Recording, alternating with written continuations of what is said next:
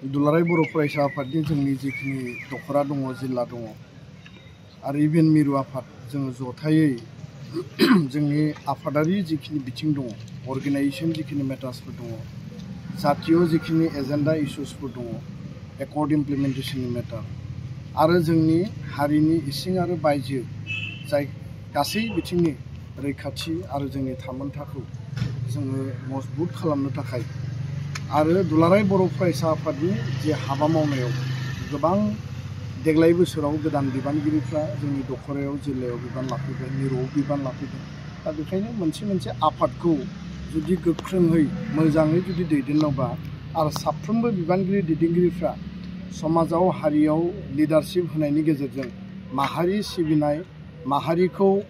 जौगाहोनायनि थाखाय जुदि हाबा मावनांगौब्ला साफ्रोमबो जोंनि दैदेनगिरि बिबानगिरिनो माखासे गोदान आपडेट माखासे मटिवेशन आरो डिटारमिनेशननि गोनांथि जायो आरो बेखौनो जोंनि आइडियासफोरखौ शेयार खालामनानै मिरुआ दा आथिखालाव मा मावगासिनो दङ जिल्लाया मिरुनि कामान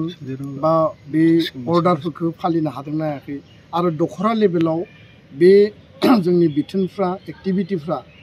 गुनगोनां सोलोंथाइनि मावथांखि बड'फा मिशन फर सास्टेनेबल चेन्ज समाज बेरेखा हाबाफारि सोलोंथाइखौ लानानै खामानि मावनाय बे सहैदोंना सहैयाखै आरो गोबां समाव जोंनि दखरानि मावथिफ्रा मिरुनि बिबानगिरिफोरखौ थोंजोङै